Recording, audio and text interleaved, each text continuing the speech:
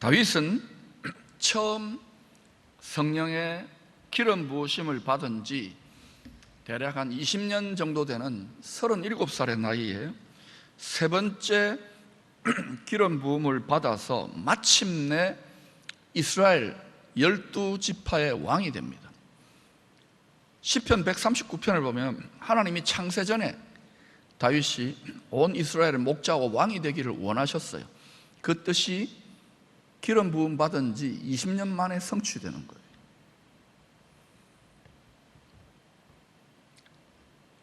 예수 믿는 우리들이 성령의 기름 부으심을 받는 것은 큰 특권이고 큰 축복입니다. 왜냐하면 일종의 영적인 승진인 거예요. 옷이 달라지는 거예요. 이렇게 업그레이드가 일어나면 존귀와 영광, 권능의 옷이 자꾸 달라져요. 왕복이 달라지는 것과 똑같아요. 그러나 기름 부으심을 받은 사람들은 변질되지 않고 끝까지 하나님의 온전한 능력과 축복의 통로가 될 수 있도록 많은 연단과 시험을 반드시 통과해야만 합니다. 아마 여러분 중에도 오랜 시간, 오랜 세월을 계속 이런 연단을 통과하는 분들이 있을 것입니다. 그 이상한 일이 아니라 하나님이 여러분에게 굉장히 많은 분량을 기대하고 계신 거예요. 다 분량과 분수가 있습니다.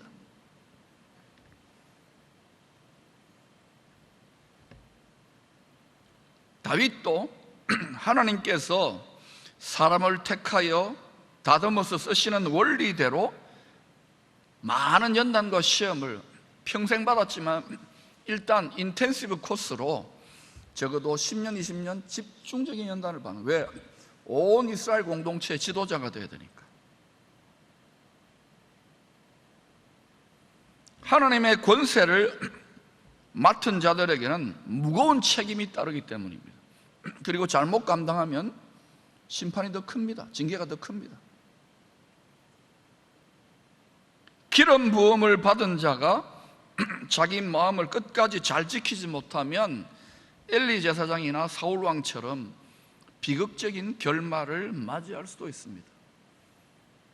오늘날 마음과 생각을 빼앗는 이 영적 전쟁, 믿음의 전쟁이 얼마나 거세든지 저는 우리 교육자들에게 늘 하는 말이 있습니다. 1초도 방심하지 말라. 섰다고 생각하지 말라. 하물며 여러분, 사람은요 초 단위로 생각과 마음이 달라지는데 증거를 대볼까요? 화장실 들어갈 때 다르고 나올 때 달라요.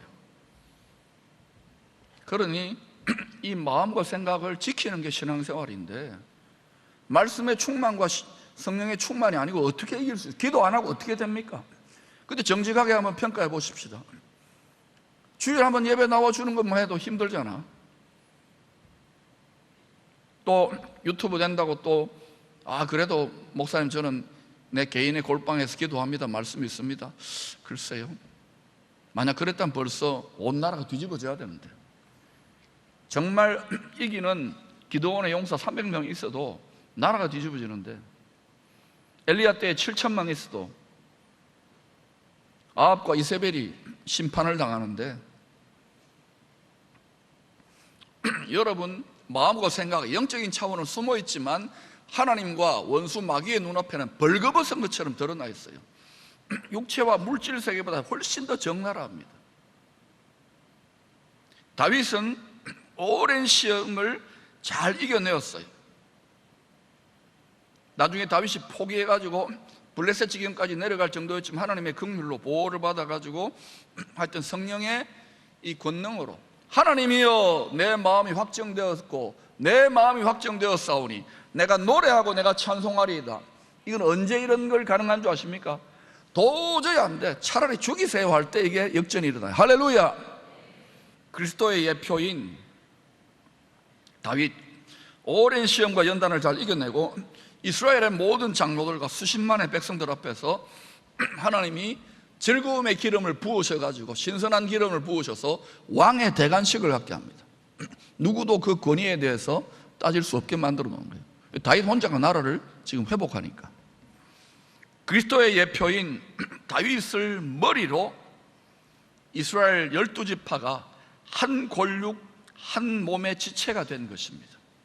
신랑 예수를 왕으로 신부된 성도들이 영혼 육 한 몸의 지체로 정렬되어질 때에 그때 뭐가 태어나느냐? 거룩한 교회, 세상과 완전히 구별된 거룩한 나라가 태어나는 것이 바로 하나님 나라의 신비예요. 그런데 오늘날 거룩한 나라로, 거룩한 교회로 부름받은 성도들이 마음과 생각과 라이프 스타일이 그냥 세상과 구별이 안 돼. 구별되게 살면 여러분 반드시 영적 전쟁이 일어납니다. 엉터리로 살 때하고 달리 이렇게 살겠다고 결단하면 싸움이 일어나요. 이걸 이겨낼 수 있기를 축원합니다. 예수 믿는 것이 무엇이냐? 하나님은 그런 싸움을 허락하셔서 주님을 닮은 마음을 보여주셔. 주님도 이 땅을 살 때 그렇게 사셨어요. 여러분, 주님의 하늘과 땅의 모든 권세를 가진 주님의 권세와 축복을 위임받아서 흘려보내려면 우리도 각자 분량에 맞게 이 연단과 테스트를 잘 이겨내시기를 축원합니다. 다윗은 왕이 되자마자 여호수아 이래로 500년가량 계속 도전했는데 정복을 못한 거예요, 예루살렘을. 그래서 이 예루살렘에 사람들은 아예 이제는 더 이상 500년 동안 정복도 안 하려고 그래. 근데 다윗이 신선한 기름 부음을 받고, 그리고 다윗과 백성들이 한 지체로 하나로 연합되니까 가는 거예요. 만약에 연합이 안 되면 가려고 그러면 미쳤냐 그러고 끌어내릴 거예요. 백성들이 해봐도 소용없다 이렇게 또 돌멩이를 들었을 거예요. 근데 간 거예요. 성령의 기름 부음 받은 다윗은 예루살렘이 하나님 나라의 영원한 수도요, 더 나은 하늘에 예비되고 있는 그 본향집과 연결되는 바로 본향집인 것을 잘 깨달았어요. 그래서 한평생 다윗은요, 내가 아버지의 집, 여호와의 집, 다시 말하면 예루살렘 왕궁에서 영원히 하나님과 함께 살기를 소망했습니다. 이 소원을 따라 땅의 예루살렘에 하나님이 거하실 집을 짓고자 했던 것입니다. 그리고 결국은 지혜와 평강의 왕인 솔로몬이 성전을, 하나님이 영광이 거할 집을 세우게 되죠. 그런데 그 성전은 누굽니까? 고린도전서 3장을 말하면 우리가 성전이에요. 아멘. 그러니 여러분, 정말 내가 성전으로 정말 가장 귀한 재료를 가지고 가장 귀한 사랑의 향유옥합을 가지고 내 성전된 나를 짓고 있는지를 돌아봐야 돼요. 이제 예루살렘이 인류 역사와 우리의 신앙생활에서 얼마나 중요한 도시인지 성경을 통하여 아주 간단하게 핵심만 몇 가지 체크해 보겠습니다. 첫 번째, 성경은요, 하나님의 구원의 계시의 책인 창세기부터 요한계시록 끝까지 계속 반복되는 767번 끝까지 반복되는 오직 유일한 도시입니다. 767번. 시험 칠 겁니다. 외워놓으세요. 두 번째로, 하나님께서 아브라함을 통하여 온 세상 죄짐을 짊어지고 대신 희생 제물이 되실 예수 그리스도를 예비하게 되는 그 영적인 퍼포먼스를 아브라함과 이삭이 대신 하나님이 하늘에서 굽어 보시는 것, 그 테스트를 이겼잖아요.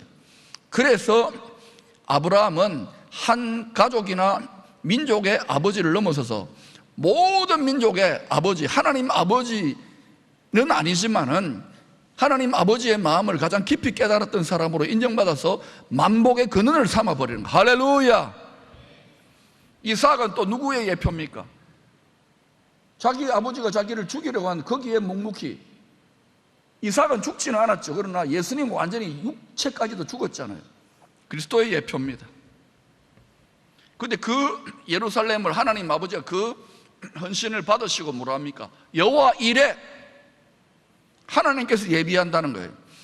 이 죄와 사망 권세로 점점 사망으로 치닫는 사망의 신이기 때문에 사망으로 치달아요. 이 세상을 멸망하지 않고 이렇게 사랑하사 독생자를 보내셨으니 이는 그를 믿는 자마다 멸망하지 않고 영원한 생명이, 영원한 천국이, 영원한 복락의 나라가 바로 여호와 이레 예루살렘의 성주이신 멜기세덱 영원한 대제사장의 왕이신 예수 그리스도를 통하여 예비되는 장소가 예루살렘이에요. 할렐루야. 세 번째, 주 오시기 직전에 분명히 성경은요 구약과 신약에 일관되게 외칩니다. Great Tribulation, 대환란이 있어요. 이걸 여러분 우습게 생각하지 마세요. 주 오시기 직전에 이걸 피해야 됩니다. 아멘. 이걸 피할 수 있기를 바라며 들림 받을 수 있기를 축원합니다. 이 대환란은요 창세 이래로 모든 열방 민족에게는 가장 큰 환란이 될 것이고 이스라엘의 개국 이래로 가장 큰 야곱의 환란이라고 이야기했습니다. 이 대환란의 때 다니엘 선지자와 또 공생애를 사셨던 이 땅에서 예수 그리스도와 또 성경의 마지막 책을 썼던 사도 요한은 다시 오실 예수 그리스도를 대적하는 짝퉁 그리스도, 멸망에 가증한 것이 예루살렘 성전 안에 서게 될 것을 분명히 예언하고 있습니다. 이때 예루살렘을 중심으로 온 세상 나라들이 두 세력으로 양분되어져 가지고 싸우게 될 것입니다. 알곡과 가라지지요. 양과 염소지요. 우리 대한민국은 알곡의 편에 설 수 있기를 축원합니다. 우리나라는 예루살렘의 왕인 예수 그리스도의 평강을 구하는 민족으로 설 수 있기를 축원합니다. 지금부터 미리 기도하서 이것이 여러분과 여러분 자녀들, 여러분의 손주들에게까지 영향을 미칠 가능성이 있어요. 다시 오실 예수님이 이 전쟁의 승리자로 예루살렘 성에 몸으로, 영광의 몸으로 입성하게 될 것입니다. 그래서 그리스도의 예표라고 할 수 있는 다윗 왕은 주님 초림하시기 1000년 전에 성령의 기름 부으심, 예수의 영의 권능의 기름 부으심의 인도를 받아서 예루살렘 정복 전쟁에 나서게 된 거예요. 우연히 된 게 아닙니다. 어떤 정치적인 정략적인 목적보다도 성령의 인도 그 결과로 거기가 수도가 되는 거예요. 그런데 예루살렘에는 여부수 족속이 수백 년 동안 견고한 진지를 구축하고 점령하고 있었어요. 강한 자가 집을 딱 지키고 있었던 거예요. 성을 쌓고. 여부수 족속은 자신들을 치러 오는 그리스도의 예표인 다윗 왕에게 이런 모욕을 퍼붓습니다. 네가 결코 이리로 들어오지 못하리라. 맹인과 다리 저는 자라도 너를 물리치리라. 너 별거 아니라는 거예요. 여러분, 이것은 남의 나라에서 한 3000년 전에 일어난 해프닝 정도로 생각하면 안 됩니다. 우리가 거룩한 나라예요. 우리 마음에 성이 있습니다. 안방이 있어요. innermost being, 뱃속에 가장 깊은 마음의 복심, 가장 깊은 자기 마음의 자리에, 여러분 이 자리에 누구든지 욕심이 있어요. 누구든지. 저나 여러분 다 예외 없이 이 마음의 자리가 거룩한 나라 된 우리 자신을 다스리는 보좌가 있는 것이에요. 여기에 지 마음대로 대왕, 각자 소견에 오른 대로 대왕, 지 생각대로 지식 판단하는 불의한 재판장의 보좌를 반드시 끌어내려야 돼요. 그리고 여기에 예수 그리스도의 말씀과 예수 그리스도의 영이 여기에 좌정하여 앉아야 돼요. 그걸 저는 안방 예배자로. 근데 그 자리까지 우리가 나아가려고, 그리스도가 그렇게 마음문을 열고 나아가려고 똑똑똑 두드리면요, 현관문이나 거실문 정도까지는 많이 열어줘요. 근데 이것까지 열면 내 자유는, 내 인생은, 내 계획표는 아니에요. 이것까지도 열어줄 수 있기를 축원합니다. 이 승리의 기적 후에 하나님의 백성들 사이에 이런 속담이 만들어져 대대로 전해졌습니다. 이르기를 맹인과 다리 저는 사람은 집에 들어오지 못하리라 하더라. 맹인과 다리 저는 사람은 집에 내려오지 못한다고 막 속담이 대대로 내려오는 거예요. 자, 그런데 여러분, 이 성을 점령하고 나서 이전에는 그 성의 이름이 여부수 성이었어요. 그런데 다윗이 그 성의 이름을 다윗성이라고 이름 짓는 거예요. 다시 말하면 정체성이 달라지는 거예요. 여러분, 다윗은 예수 그리스도의 예표입니다. 내 마음의 성이 이제는 누구의 성으로 고백되어야 되겠습니까? 예수님의 성, 예루살렘으로 고백될 수 있기를 축원합니다. 나는 예수님의 것입니다, 나는 예수님의 소유입니다라고 고백할 때에 여러분의 정체성이 달라져요. 내가 죄와 사망의 노예처럼 짓눌리는 것이 아니라, 그냥 하나님의 어린 양이라고 무지한 것이 아니라 유다지파의 사자처럼, 왕같은 제사장처럼 이 세상을 넉넉히 이길 자로 세워질 수 있기를 축원합니다. 다윗이 예루살렘 정복 이후에 전해져 내려오는 이 속담을 통하여 하나님께서 오늘날 21세기를 살아가는 우리 믿음의 사람들에게 주시고자 하는 교훈이 무엇입니까? 바울은 창세전에 하나님 아버지께서 예루살렘의 왕 예수 그리스도를 통하여 예정하신 뜻의 신비를 이렇게 설명합니다. 그 뜻의 비밀을 우리에게 알리신 것이요, 그의 기뻐하심을 따라 그리스도 안에서 때가 찬 경륜을 위하여 예정하신 것이니. 창세전에, 시간과 공간을 초월하니까 얼마든지 가능해요. 창세전에 하늘에서 예정하신 것이니 하늘에 있는 것이나 땅에 있는 것이 다 그리스도 안에서 통일되게, 하나되게, 연합되게 하려 하십니다. 하늘과 땅이 분리되었기 때문에 이 지경이 되는 거예요. 성경은 본래 하늘에 계신 하나님의 뜻이 땅에 그대로 복사, 카피, 반영되어 나타나도록 이 세상, 이 땅이 창조되었다고 계시하고 있습니다. 그러나 죄로 인하여, 죄는 분열하고 이간질하는 겁니다. 죄의 권능으로 인하여 하늘에서 이미 정해지고 이루어진 뜻이, 하나님의 선한 뜻이 땅에서 저절로 자동으로 이루어질 수 없는 고통으로 탄식하는 상태가 된 거예요. 여기에 지금 나는 일생 살면서 한 번도 고통이 없고 탄식이 없다는 손 들어봐요. 저만 들고 있네요. 다 그렇잖아요. 이게 원래 이렇게 창조된 게 아니라고요. 완전하신 하나님인데 철천지 원수가 죄라니까요. 사람이 아니라니까. 그래서 하나님이 기도를 가르치시잖아요, 제자들에게. 비나이다 비나이다가 아니고 뜻이 하늘에서 창세전에 하나님의 선하시고 기뻐하고 온전한 뜻이 시간과 공간을 초월해 이루어져 있다고요. 이것이 땅에 사는 우리들에게 내려와서 이 하나님의 뜻이 이루어지라고 주야로 기도해야 되는 거예요. 근데 우리 욕심이 변질됐기 때문에, 마음이 변질됐기 때문에 계속해서 우상숭배적으로 비나이다 비나이다 하니까 이게 계속 속는 거라고요. 그 기도 아니라니까요. 하나님의 마음에 합한 기도, 하나님의 뜻에 합한 기도를 하시기를 축원합니다. 그러려면 주님의 마음을 닮아가면 나를 향한, 내 가정을 향한, 이 교회를 향한, 이 민족을 향한, 이 세상을 향한 하나님의 선하시고 기뻐하고 온전한 뜻이 무엇인지 점점 깨닫게 돼요. 그 자리까지 갈 수 있기를 축원합니다. 이렇게 아버지의 예정하신 뜻대로 죽기까지 복종하심으로 하늘과 땅의 모든 권력을 이양받았잖아요.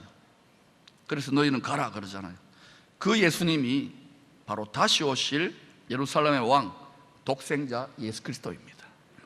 이건 우주 만물 너무 큰 스케일로 진행되니까 이 내 앞길만 바라보는 우리의 좁은 생각으로는 안 되지만은 여기에 분명히 우리가 깨달아 알 수 있는 그런 성경으로 기록해 놓았어요. 눈에 보이고 연구해 보고 가르침을 받으면 이게 점점점 이치에 맞답니다. 아멘. 그런데 예루살렘의 본디 히브리어 원어는 예루샬라임입니다. 따라합시다. 예루샬라임. 예루샬라임은 복수형이에요. 복수형. 성경 전체를 보면 하늘과 땅, 하늘의 예루살렘과 땅의 예루살렘, 하늘의 시온산성과 땅의 시온산성, 복수로 나와요. 복수로. 하늘나라와 땅의 나라, 복수라고요. 즉 두 개의 복수 의미로 예루살렘이 사용되고 있다는 것을 여러분이 눈치챌 겁니다. 자세히 읽어보면 이것은 무엇을 또 의미합니까? 우리가 거룩한 나라고 거룩한 세상입니다. 모든 사람은 자기 나라를 살고 모든 사람은 자기 세상을 살아요. 그런데 이것은 우리가 하늘의 예루살렘을 따라 산다는 말은 뭡니까? 성령의 소욕을 따라 사는 거예요. 우리 마음이 성령의 소욕의 마음을 가지면 하늘의 예루살렘이고, 우리 마음이 육신의 소욕을 따라 사는 육신적 마음이 되면 이거는 땅의 예루살렘이에요. 그러니까 땅의 예루살렘은 가장 전쟁터가, 가장 치열한 역사의 전쟁터 아닙니까? 이 하늘과 땅, 다시 말하면 성령의 소욕과 육체의 소욕이 하늘의 예루살렘, 땅의 예루살렘이 도킹되고 만날 때, 그때 여러분 영원한 하나님 나라가 시작되는 거예요. 이것을 이 땅에서 미리 맛볼 수 있는 거예요. 우리가 성령의 소욕과 결합되어서 우리 마음이 육신의 소욕을 따라 살 수밖에 없는데 성령의 소욕과 결합되어 살면은 그때부터 이 땅에서 주 예수와 동행하니 그 어디는 하늘나라가 되는 거예요.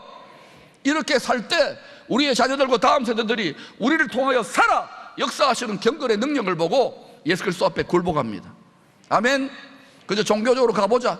세상 즐거움이 천지빛깔인데 이 답답한 예배의 자리에 나오겠어요? 그러나 예배가 정말 신령하게 하늘의 문이 열리고 하늘과 땅이 결합되어지는 그러한 돌파가 일어난 하늘문이 열린 예배가 되면은 모든 것이 달라지는 거예요. 이 예배를, 이 활로를 이미 열은 줄로 믿습니다. 정한 때가 차면 하나님의 뜻을 끝까지 되져가는 세력들이 영원한 형벌의 감옥에 던져진다고 성경은 계시합니다. 그 후에 하늘의 예루살렘과 땅의 예루살렘이 하나 되어 영원한 샬롬의 나라의 왕궁, 통치, 본부, 수도가 될 것입니다. 즉 하나님 아버지께서 창세전에 예정하신 하늘에 있던 것들과 땅에 있던 것들이 예수 그리스도 안에서 통일되어지는 도킹 스팟이 바로 예루살렘입니다. 저 왼쪽에 있는 것을 하늘의 예루살렘이라 보고 오른쪽에 있는 걸 땅의 예루살렘 봅시다. 하나님의 마음과 사람의 마음이 도킹되는 거예요. 아멘. 예수 그리스도 안에서 하나님이 사람이 되신 예수 메시아 안에서. 할렐루야. 요한은 하늘과 땅의 예루살렘이 통일된 도킹 스팟, 거룩한 성에 들어갈 수 있는 자격이 있는 자들을, 이기는 자들, 왕 같은 제사장들이 들어가게 될 것이라고 분명히 예언하고 있습니다. 읽어볼까요? 시작. 만국이 그 빛 가운데로 다니고 땅의 왕들이 자기 영광을 가지고 그리로 들어가리라. 왕 같은 제사장들이. 왕 같은 제사장은 여러분 그리스도의 군사 단계를 넘어서서 정말 하나님 성령과 내 육신의 마음이 하나님의 마음 합한 자들이 들어가는 거예요. 다윗처럼. 아멘. 그러니 여러분 신앙생활 적당히 하고 미지근하게 라오디게아 교회처럼 신앙생활하는 거 너무 좋아하지 마세요. 육신적으로는 세상적으로는 편안할지 몰라도 우리가 영혼의 관점 보면서 너무 많은 손해를 보고 있는 거예요. 저도 그래서 여러분을 위하여, 우리 자녀를 위하여, 또 이 나라를 위해 더 기도하게 돼요. 이 눈을 열어달라고. 이것은 은혜로만 열리는 것입니다. 더 부모 세대들이 기도할 수 있기를 축원합니다. 우리 자녀들 세대들은요 킹덤 제너레이션, 글로리 제너레이션으로 하나님이 들어 쓰시기를 원하신다는 것을 기억하십시오. 이 하늘에 예비되고 있는 가라한 복지 귀한 성이 부르심을 받은 모든 성도들이 마음을 다해, 힘을 다해, 뜻을 다해, 생명을 다해 사랑해야 될 더 나은 하늘에 예비되고 있는 본향집인 것입니다. 이 더 나은 본향집에는 맹인과 다리 저는 사람은 들어오지 못할 것이라고 하나님이 다윗 시대 이스라엘 백성들의 입을 빌려가지고 오늘 이 시대의 하나님 백성들에게 교훈하고 있는 거예요. 우리는 여러분 이사야 60장의 말씀대로 지금 미혹이 엄청나게 판칩니다. 눈에 보이고 귀에 들리는 대로가 아니에요. 캄캄함이 만민의 눈을 가리고 어둠이 땅을 덮어가는 땅거미가 져가는 시대입니다. 주 오실 때가 다가온다는 거예요. 이때 지혜와 계시 영으로 충만하여 여러분의 영적인 눈이, 마음의 눈이 환하게 밝아지기를 축원합니다. 이 밝아지는 방법은 딴 게 없어요. 성령과 말씀의 안약을 눈에 바르는 수밖에 없어요. 그러지 않으면 우리는 육을 따라 바라봅니다. 아, 저 여자 이쁘네, 저 남자 잘생겼네. 그게 아니에요. 하늘에 예비된 영원한 기업을 바라보면서 이 유혹들을 이겨내야 되는 거예요. 안 그러면 점점 물질에 환장하고 쾌락에 환장하는 그런 사람들이 많아질 거예요. 그렇게 해서 많이 깨지고 낮아질 겁니다. 이렇게 진동할 때에 여러분이 마음의 눈이 밝아진 자들에게는, 하나님의 일어나 빛을 발하는 영광의 세대들에게는 오히려 이것이 큰 추수의 복음 전함의 기회가 될 줄로 믿습니다. 이제는 말로가 아니에요. 성령의 권능으로 말씀대로 돌아가야 되는 거예요. 할렐루야. 또한 여러분 말씀의 양식을 잘 먹어야 돼요. 젖만 먹어야 되겠습니까? 양고기 스테이크도 먹고 또 생수도 잘 마시고 그렇게 해서 잘 먹고 잘 소화하면 어때요? 속사람이 강건해져요. 다리가 힘이 얻어요.